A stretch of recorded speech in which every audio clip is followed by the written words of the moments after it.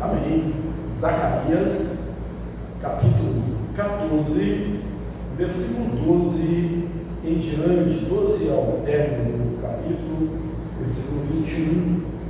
Que bom chegarmos ao término desse livro, de um profeta pós-exílico, uma mensagem de esperança, vimos ali nas visões de Zacarias, no início do texto, mostrando que Deus tem um plano para o seu povo.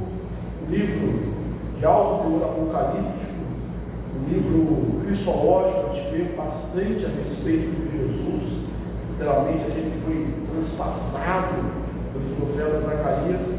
E aí chegamos no capítulo final, que mostra realmente as últimas coisas, em paralelo com o Apocalipse, no capítulo 20, 21, 17 ao 21, mostrando ali a volta de Jesus e o juízo dos ímpios. Na semana passada, nós vimos a primeira parte, que é uma referência à volta de Jesus, de uma forma bem tipológica, ali mostrado no livro, que a gente entende que não deve ser interpretado de forma, o texto de Zacarias, de forma literal, é um livro com um estilo bastante apocalíptico. Quando ele abre os montes da vídeo dele, montes das oliveiras, torna ali a terra plana para o povo fugir, mostrando o livramento que Deus sempre dá ao seu povo.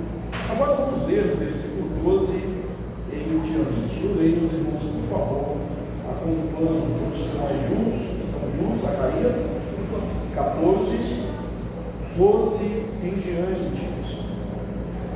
Esta será a praga com que o Senhor ferirá a todos os povos que guerreiam contra Jerusalém. A sua carne se apodrecerá, estando eles de pé, apodrecerão os olhos nas órbitas, e lhes apodrecerá a língua na boca. Naquele dia também haverá da parte do Senhor grande confusão entre eles. Cada um agarrará a mão do seu próximo, cada um levantará a mão contra o seu próximo. Também Judá pelejará em Jerusalém, e se ajuntarão as riquezas de todas as nações circunvizinhas, ouro, prata e vestes em grande abundância. Como essa praga, assim será a praga dos cavalos, dos mulos, dos camelos, dos jumentos e de todos os animais que estiverem naqueles arraiais. Todos os que restarem de todas as nações que vierem contra Jerusalém subirão de ano em ano para adorar ao Senhor, o Senhor dos exércitos, e para celebrar a festa dos tabernáculos. Se alguma das famílias da terra não subir a Jerusalém para adorar o Rei, o Senhor dos exércitos, não virá sobre ela chuva. Se a família dos egípcios não subir, nem vier, não cairá sobre eles a chuva. Virá a praga quando o Senhor ferirá as nações que não subirem a celebrar a festa dos tabernáculos. Este será o castigo dos egípcios, e o castigo de todas as nações que não subirem a celebrar a festa dos tabernáculos. Naquele dia, será gravado nas campainhas dos cavalos: Santo ao Senhor, e as panelas da casa do Senhor serão como as bacias diante do altar. Sim, todas as panelas em Jerusalém e Judá serão santas ao Senhor dos exércitos. Todos os que oferecerem sacrifício de grão lançarão mão delas, e nelas cozerão a carne do sacrifício. Naquele dia já não haverá mercador na casa do Senhor dos exércitos. Amém? Bem, como falamos, essa segunda parte do texto fala sobre a punição dos ímpios, a queda dos inimigos de Deus, e algo bem similar àquilo que é contemplado lá no final de Apocalipse, livro das revelações, onde João, o apóstolo, lá na ilha de Patmos, tem as visões das últimas coisas, que também é um livro apocalíptico, deve ser interpretado de caráter simbólico. Por exemplo, lá no capítulo 17 de Apocalipse, a gente vê Deus chamando João para ver o juízo que viria sobre a grande Babilônia. Babilônia ali, Babilônia já não era uma potência, né? Estamos lá no 90 depois de Cristo, os babilônios caíram ali, antes da volta do exílio, né? Os medos persas, Ciro tomou ali o poder. Então não está falando da Babilônia literal. Babilônia é o símbolo daqueles que se opõem a Deus, é o símbolo daqueles que vão contra o Senhor. E lá em Apocalipse 17:1 diz assim: veio um dos 7 anjos que tem as 7 taças e falou comigo dizendo: vem, mostrar-te-ei o julgamento da grande meretriz que se acha sentado sobre as muitas águas. E no texto a gente vai ver que é a grande Babilônia.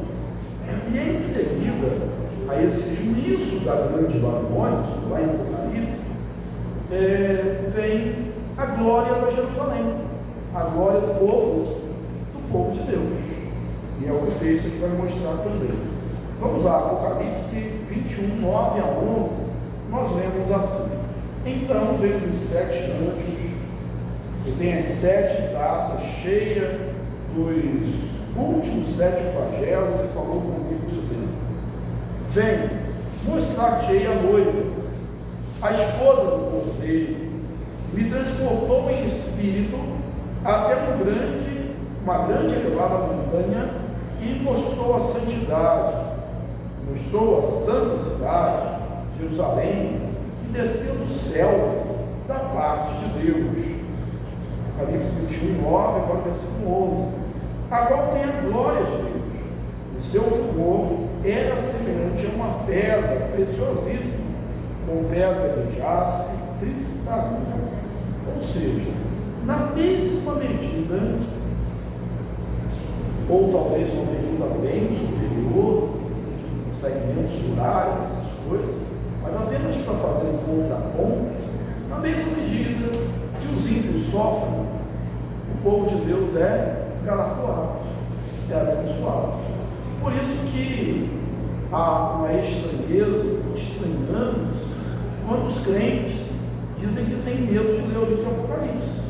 O livro de Apocalipse ele fala do juízo dos ímpios, e fala do galardão, né, da bênção dos crentes, né, das últimas coisas. E bem-aventurado aquele que lê, aquele que ouve as palavras da profecia desse livro, porque o tempo está próximo. A gente tem no versículo 1, versículo 11, de Zacarias 14. Estou aí de Apocalipse, Zacarias. É igual aqueles filmes que eu tenho dificuldade de acompanhar, né? Porque a cena está no futuro, daqui a pouco está no passado, né? Assim nós estamos aqui hoje. Estamos lá em Zacarias, capítulo 14, versículo 11, nós vimos na semana passada. Nós vimos a segunda vinda de Cristo, a volta de Jesus.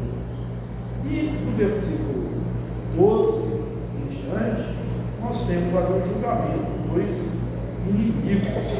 E aí nós vamos destacar alguns pontos, 4 pontos para sermos mais exatos.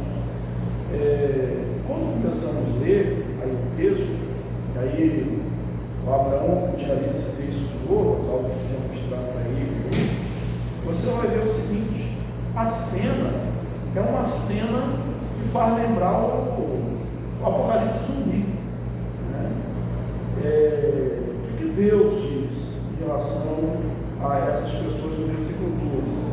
Corpos apodrecidos. Os seus corpos vão se apodrecer. Essa é a praga que vai ferir os povos, ou povos, aqueles que guerrearam contra Jerusalém. Se você lembrar da aula passada, passado,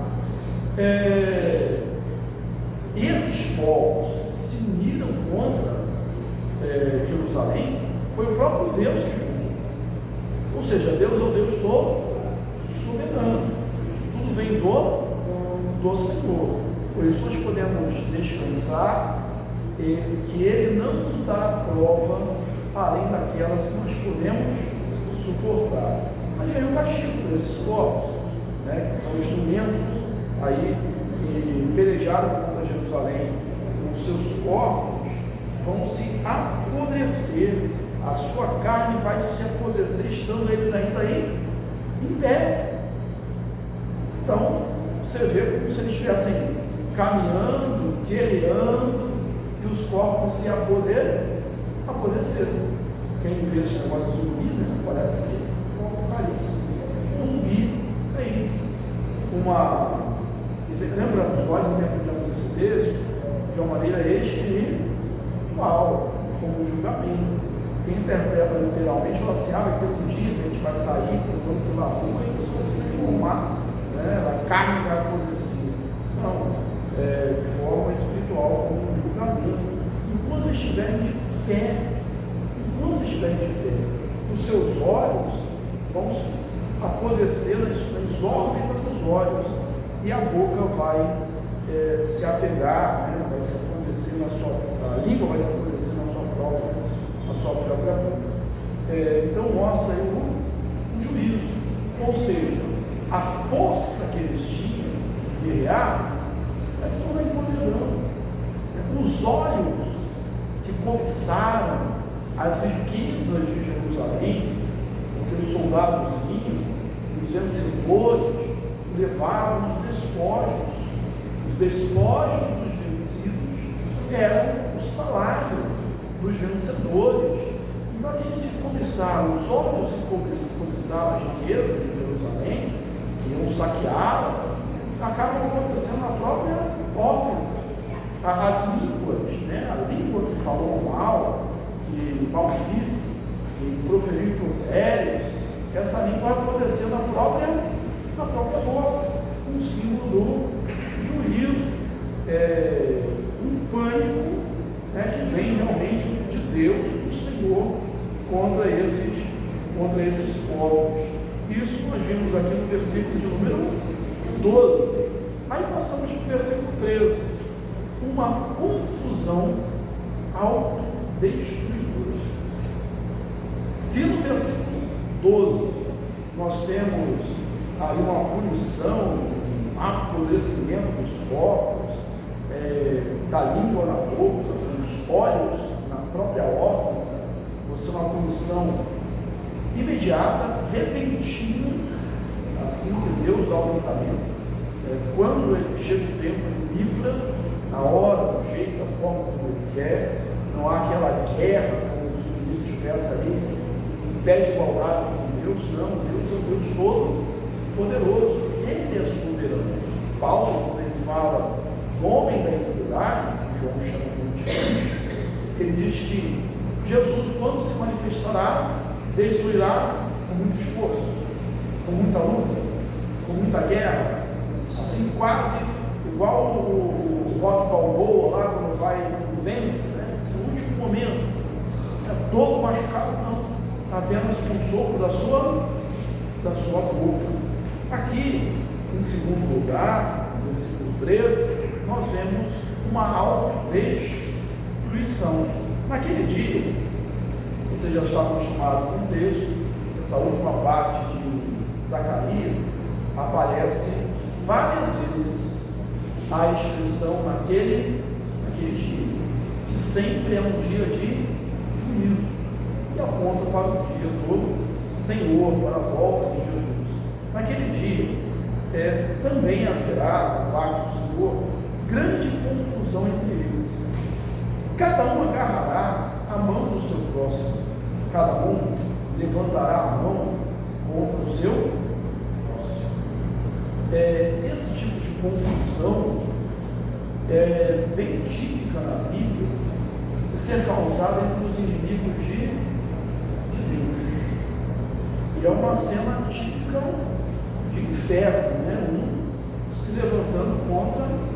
contra o outro, né? Uma fúria assim irracional, né? Matando os seus próprios companheiros. E quantas vezes nós vimos isso na Bíblia? Se a gente retroceder, voltar lá no período dos juízes, aí foi Gideão vencendo os midianitas sem lutar, né? Eles mesmos se destroem. Lá em Juízes 7:22, a gente prossegue um pouco mais, a gente vê Jonatas vencendo os filisteus e os filisteus se confundindo, eles lutando contra eles mesmos. Um pouco mais à frente, em 2 Crônicas, Josafá, vendo os soldados da coligação, né, de Amon e Moabe destruir os edomitas. Então, uma grande confusão causada entre os próprios inimigos. Naquele dia, Deus vai pelejar por nós. A vitória, o texto de Zacarias diz isso, né, por força, por violência, pelo Espírito do Senhor. Somos nós que temos que guerrear. O Deus guerreia as nossas batalhas, as nossas lutas. A gente vai sentar e ver o livramento do Senhor, né? A força do nosso braço. Nós não somos aqueles que confiam no braço do carro, ou na força do cavalo, do seu cavaleiro, as armas bélicas da época. Nós fazemos menção do Senhor dos Exércitos. Ele peleja por nós. E em terceiro lugar, versículo 14, a perda das riquezas. Antes, deixa eu voltar um pouquinho aqui. Naquele dia também haverá da parte do Senhor grande confusão. Veja que vem da parte de Deus. O mesmo Deus que juntou esses povos contra Jerusalém é o Deus que faz esses povos caírem em confusão. Deus nunca é pego de surpresa. Deus nunca precisa usar um plano dele, porque ele é todo sábio, seus planos são perfeitos e ele é todo poderoso, ou seja, ele pode executar aquilo que ele planeja, e ele é todo poderoso, e é um Deus que nos ama, graças a Deus por isso. Jerusalém se une nesse texto aqui. Também Judá pelejará em Jerusalém. Judá vai se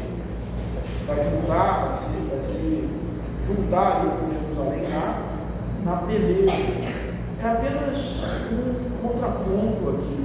Enquanto os inimigos se confundem, o povo de Deus se une. Que fique para nós uma reflexão de que nós precisamos ser aqueles que estão unidos. A confusão gera morte, a derrota deve ser com aqueles que são os inimigos do Senhor. Dentro do povo de Deus deve reinar a união, um só corpo, uma só fé, um só batismo, porque nós temos um só Senhor. O Senhor Jesus chegou a dizer, quando ele é acusado de Beelzebul, que estava expulsando os demônios, em nome de Beelzebul, falou: toda casa dividida contra si vai perecer. Ele chega a dizer: se eu expulso os demônios em nome de Beelzebul, Satanás está dividido. Não vai permanecer no seu reino. Mas se eu expulso o nome de Deus, é chegar entre vós o reino de Deus. Aí tem aquela questão, aquela crise do já e o ainda não. O reino de Deus já é chegado. Nós, reformados, cremos nisso. O reino de Deus já é chegado. Nós já vivemos no milênio realizado. Mas ainda não está completo. Porque é o já e o ainda não. Ao mesmo tempo chegou, nós oramos, como ele ensinou lá em Mateus 6, venha o teu reino. Venha o teu reino. Venha estar tudo consumado.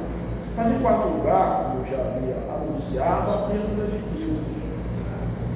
Também Judá pelejará em Jerusalém. e se ajuntarão todas as riquezas, e se ajuntarão todas as riquezas de todas as nações circunvizinhas, ouro, prata e vestes, em grande abundância. Isso aqui é a perdição do ímpio. Tudo aquilo que ele busca, tudo aquilo que ele confia, tudo aquilo em que ele põe o seu coração é tirado. As riquezas, as vestes, né? Tudo aquilo em que ele confiava é tirado dele. Isso realmente é um terror, o pânico que o homem que não coloca Deus em primeiro lugar tem, perder as suas coisas. Então, tudo aquilo que eles confiavam, eles é tirado. E é dado àqueles que não estavam buscando, aos piedosos, aos fiéis, aos crentes. Para os inimigos de Deus, significa que tudo em que eles confiaram, tudo que amaram, tudo sobre o que colocaram no seu coração neste mundo, será tirado no dia do juízo. Podemos até lembrar que Jesus falou, né, não juntemos para vós outros tesouros na terra, onde a traça, onde onde some, onde ladrões escavam e roubam. Vai para vós outros tesouros no céu, onde a traça e a ferrugem não corrói, onde ladrões não escavam e roubam. Em quarto lugar, versículo 15, nós vemos a perda dos instrumentos de força. Eles não só perderam, em primeiro lugar, a própria força, porque apodreceram o seu pé, os olhos apodreceram na órbita, nas próprias órbitas deles, a língua se apodreceu na boca, ou seja, uma podridão só, uma corrupção só. Tudo foi perdido. Eles também perderam ali as suas riquezas, os instrumentos de confiança que eles tinham, e agora se envolveram em grande confusão e perdem os instrumentos de força.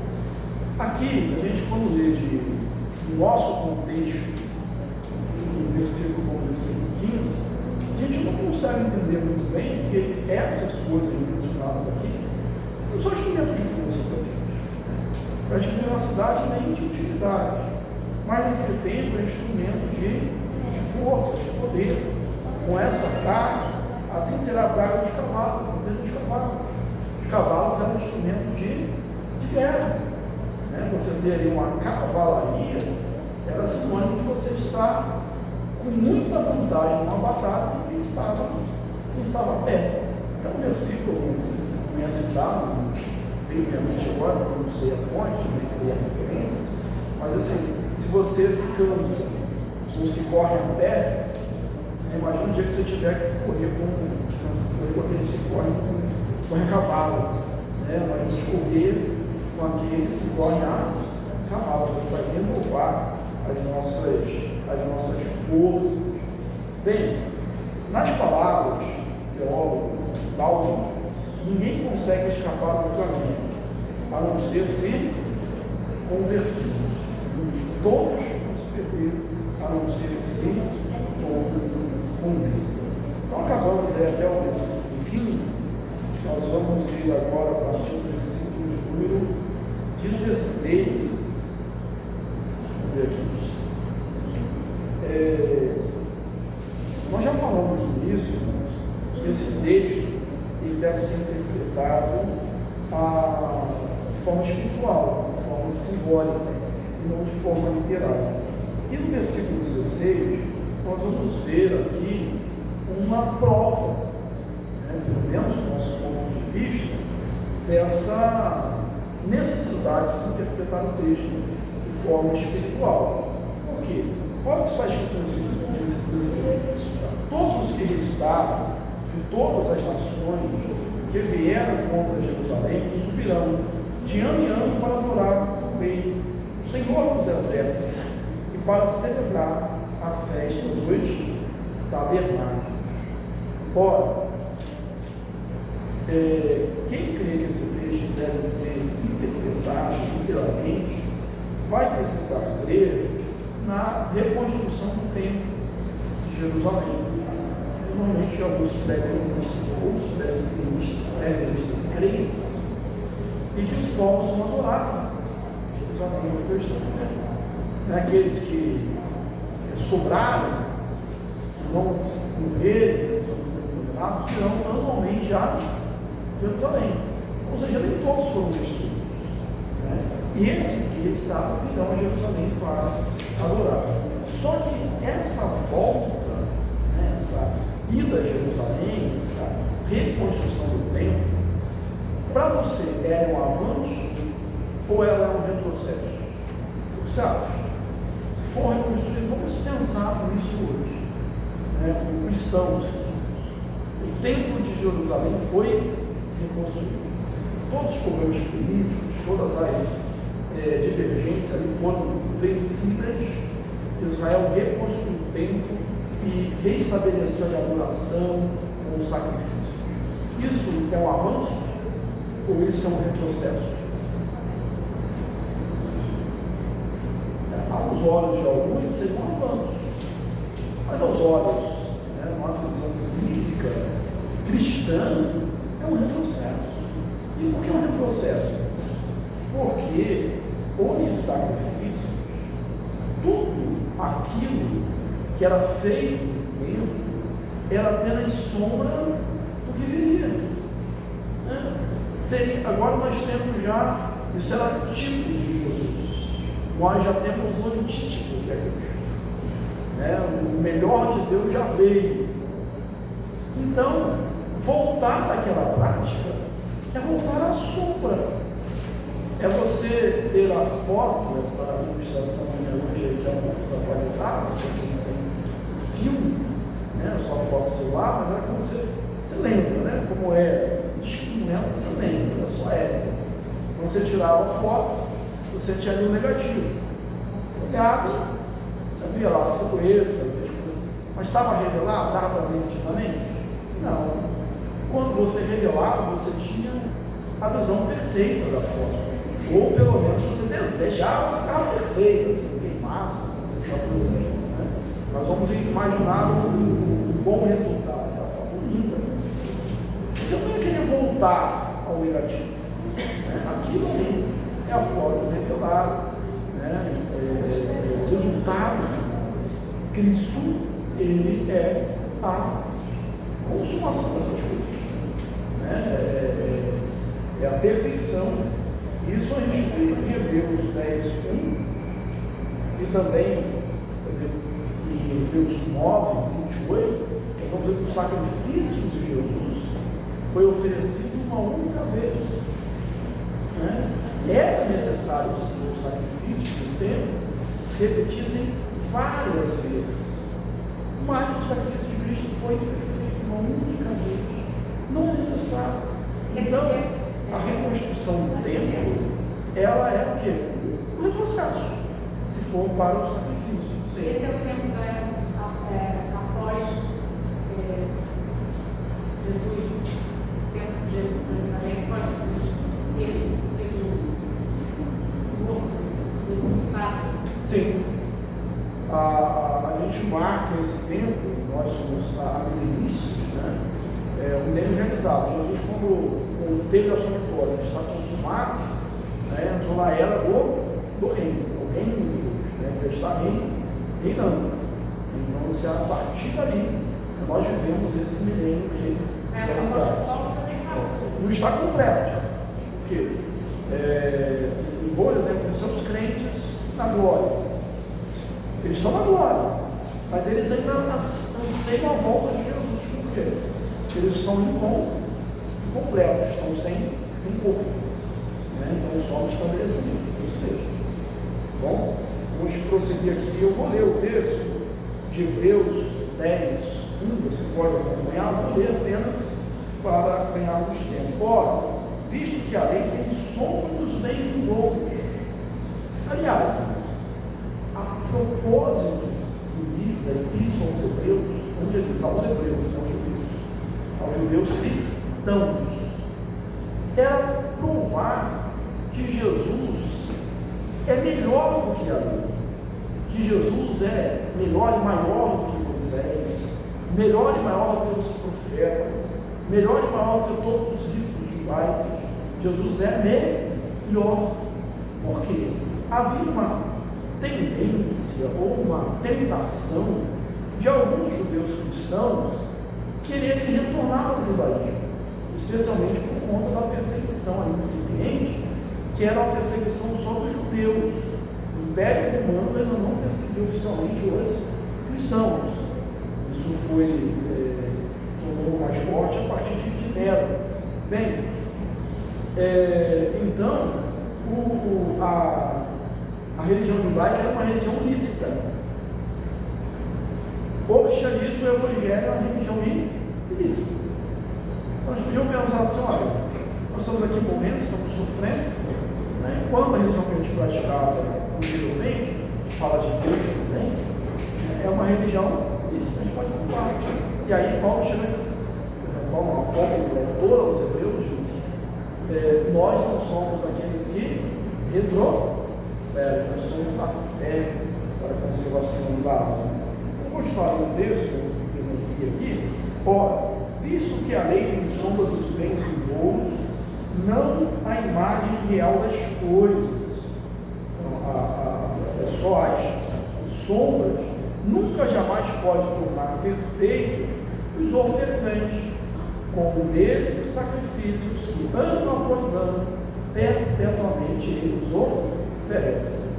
A saber, a lei, aquilo que acontecia no Antigo Testamento era apenas as sombras, dito de maneira específica aí pelo autor a Epístola aos Hebreus. No versículo 28 do capítulo 9, ele diz: assim também Cristo. Versículo 27 diz: aos homens está ordenado morrer uma só vez, depois disso segue-se o juízo, uma vez só.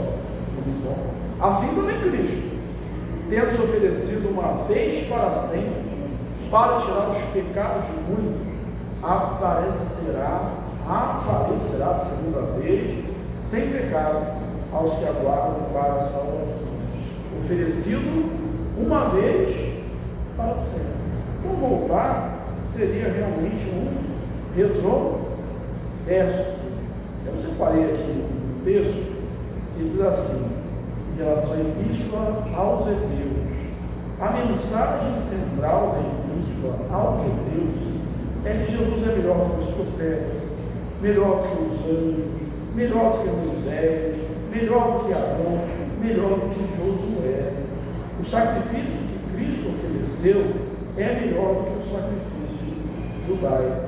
Jesus, ele é de uma ordem superior.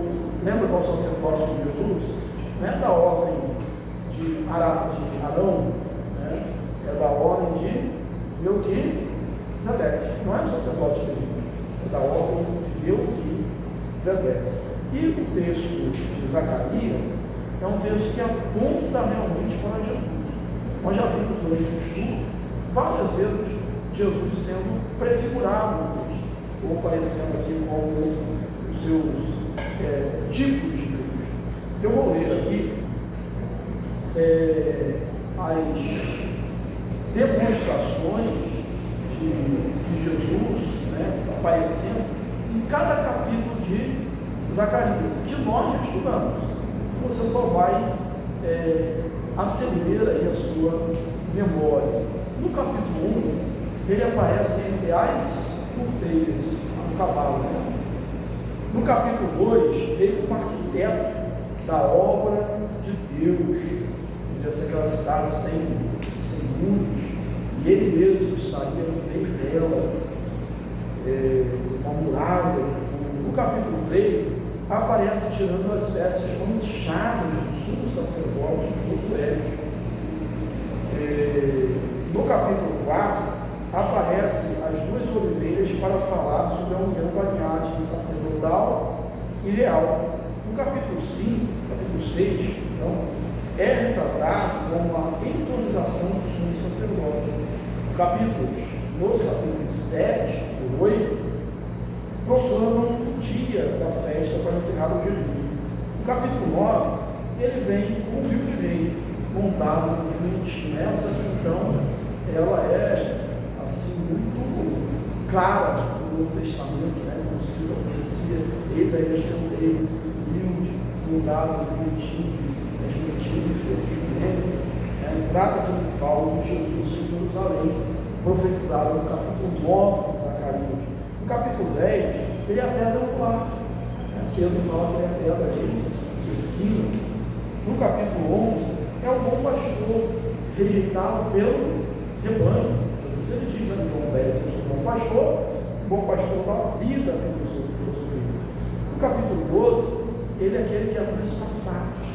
Jesus foi transpassado para os soldados na cruz, para provar que ele estava morto.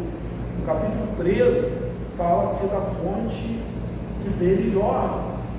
Aí em João 7 a gente vê, esse 7 adiante, quem crê em mim, como diz as Escrituras, do seu interior fluirão rios de água viva. No capítulo 14, nós estamos aqui, encontramos a sua segunda vinda em glória. Bem, vamos, já lendo o versículo 16, nós vamos ver aqui algumas coisas bem interessantes, né? Todos os que visitarem todas as nações que vieram contra Jerusalém subirão de ano em ano para adorar ao Senhor, o Senhor dos exércitos, para celebrar a festa dos tabernáculos. Se algumas famílias da terra subir a Jerusalém para adorar a Deus, o Senhor dos exércitos não virá sobre a chuva, não virá punição.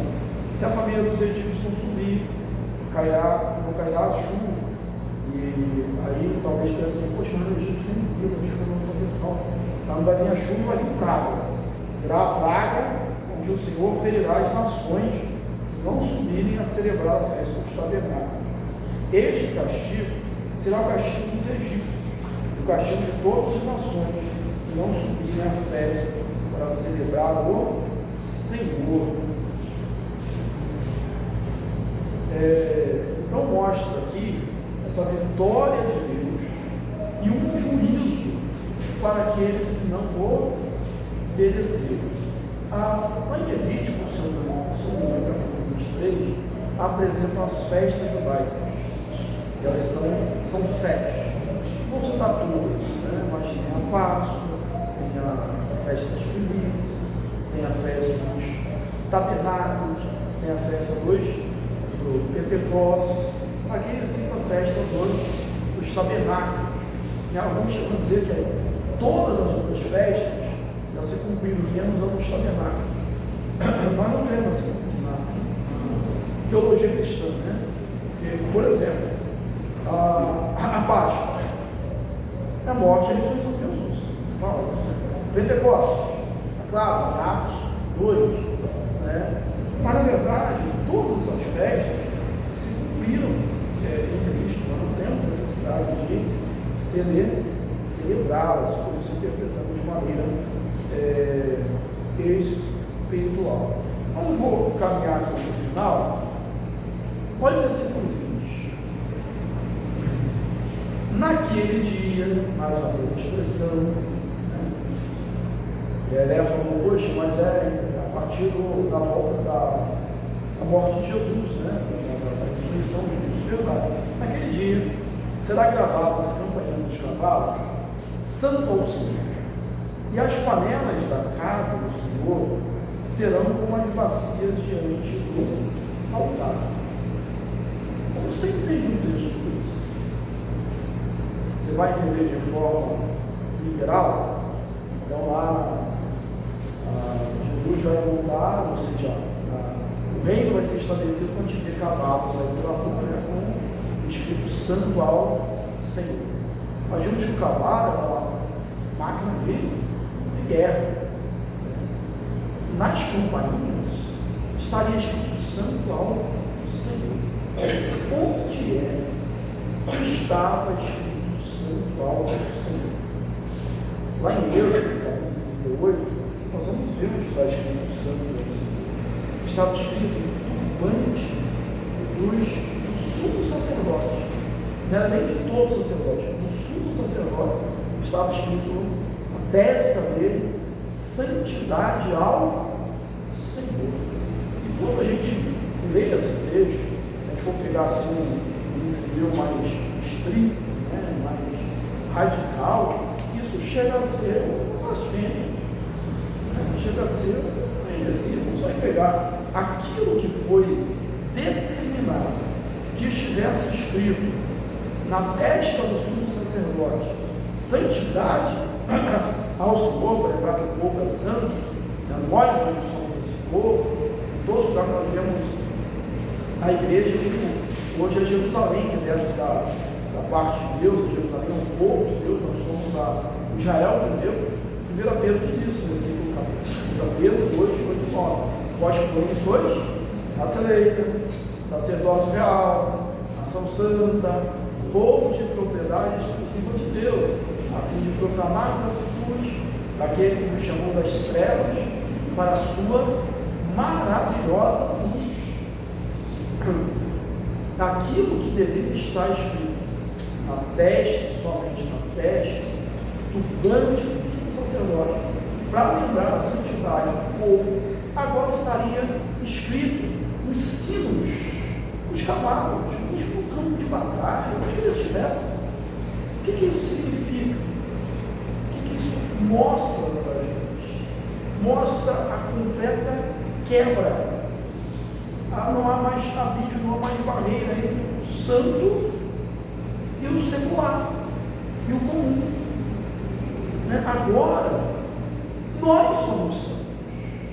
Nós não somos santos só quando estamos na igreja, só quando estamos com nossos joelhos dobrados, só quando estamos lendo a Bíblia.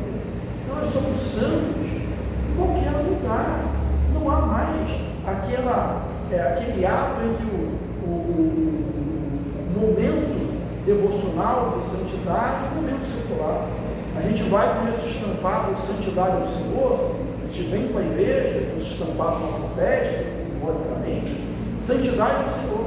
Mas nós vamos também praticar nosso esporte, nós vamos também para a academia, nós vamos também para o trabalho, nós vamos também para nossas atividades sociais, nós vamos também para admirar a natureza, as nossas viagens, nossos descansos. Em todo lugar, a santidade ao Senhor.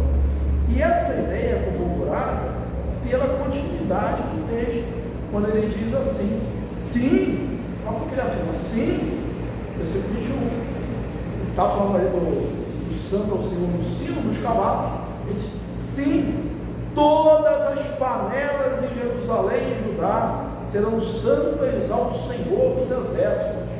Todos que oferecerem sacrifícios virão, lançarão mão delas, e nelas cozerão a carne do sacrifício. Naquele dia, já não haverá mercador na casa do Senhor dos exércitos. Que panela ele está se referindo? Aquelas panelas do templo, né, onde os ofertantes cozinhavam o que era permitido, né, da parte do sacerdote, da parte da queimada, do próprio, quando era o holocausto, o próprio ofertante podia comer. Então não havia aquelas panelas no templo, né? Então ele falou, agora, de toda a casa, as panelas serão santas. Aí só assim, agora eu posso comer à vontade, né? Porque todas as panelas são santas. É verdade, não nesse sentido, né? Ele está falando que tudo agora é um culto a Deus. A gente não cultua a Deus só na igreja, só no movimento devocional. Paulo diz isso lá em 1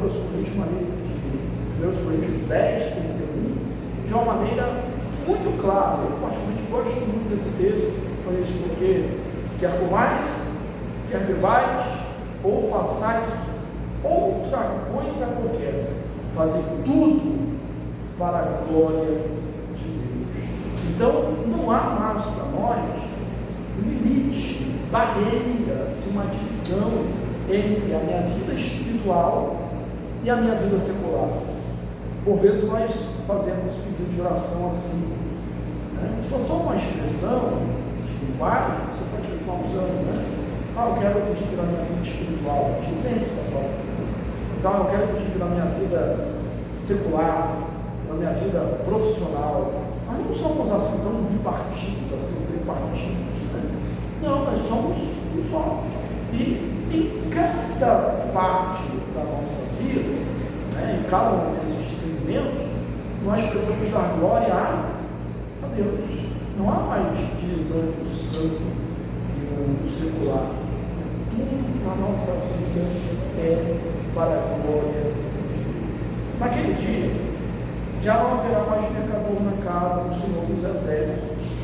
Ou seja, o mercador aqui, ou o canadeu, é mais todo aquele que usa o tempo para tirar algum proveito, não mais existirá. A gente no Novo Testamento vê o próprio Senhor Jesus tendo um embate ali no tempo, a gente conhece uma purificação do tempo, porque eles estavam fazendo a casa de Deus casa de negócios. Jesus vira as vezes dos campistas, expulsa aqueles que estavam fazendo negócios na casa do Senhor. Sempre existiu.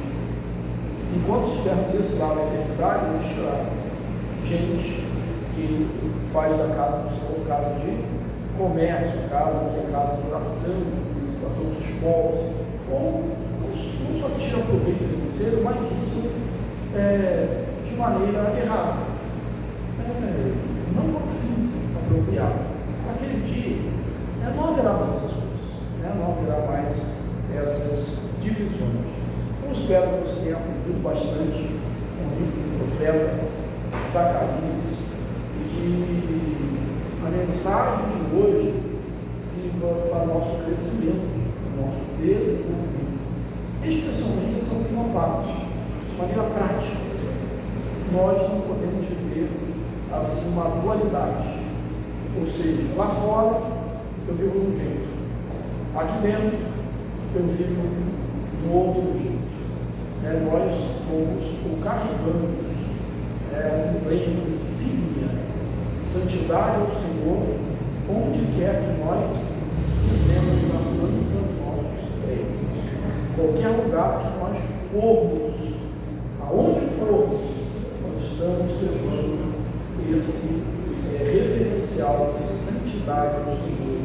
Onde quer que nós cheguemos, nós somos o que Jesus diz que nós somos. Vocês são sal da terra e luz do mundo. Por isso, reiteradamente, nós afirmamos crente não tira férias. Não estou dizendo que você não pode viajar, ficar um final de semana assim na igreja, não é isso. Mas você não deixa de ser crente nesse período.